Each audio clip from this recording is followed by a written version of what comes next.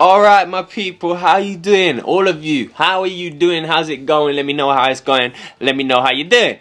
Starting back again with the 106th episode of the Leicester City career mode.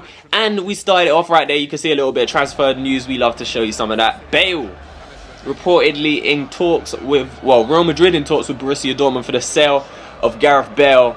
Bars, you ain't heard bars like that on this channel before today. Bars.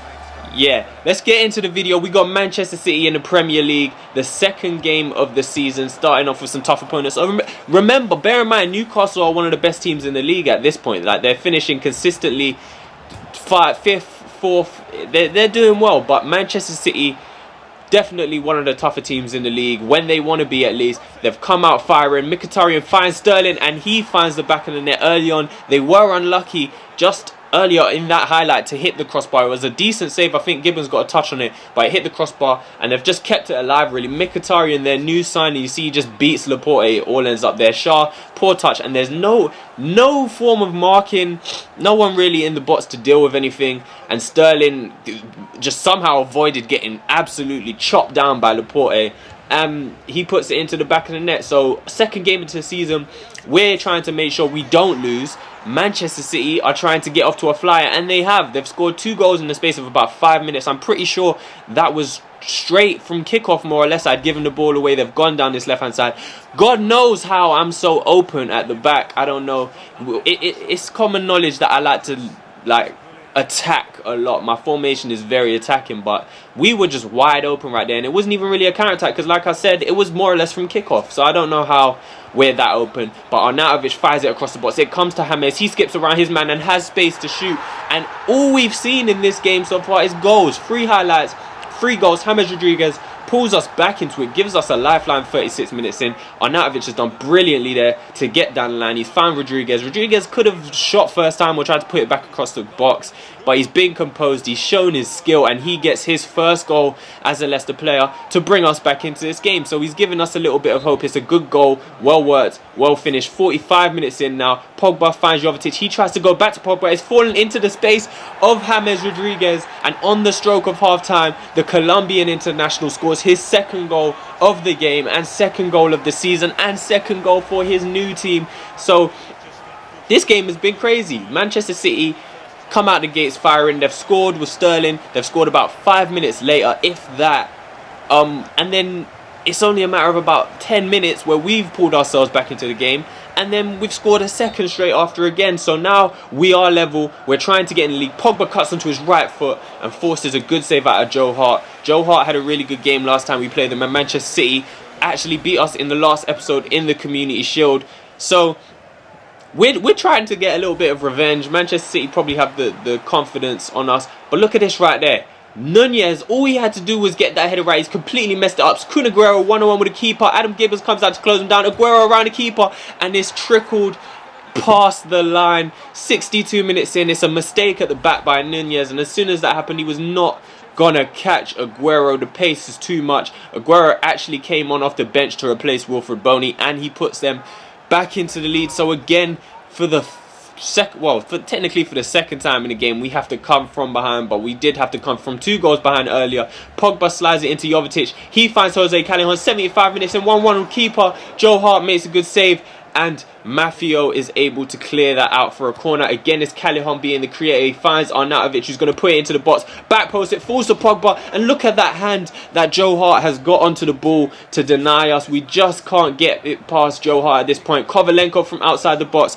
he forces another good save out of Joe Hart. 83 minutes on the clock. We have one more chance by the looks of it. Callejon tearing down the right hand side, roasting Marcelo down the line, crosses it across the box. It comes to Jovetic, and Joe Hart again making a brilliant save, denied by the Manchester City keeper. Now it's Manchester City on the counter-attack. Sterling just walking into the box. No one's made a real challenge for him. Nunez again maybe at fault, being turned down on the baseline, but Laporte is who I'm looking at. Like, it's a perfect position right here, and then Laporte just runs away. We had everything perfectly set up. Like, Nunez was pressuring Sterling.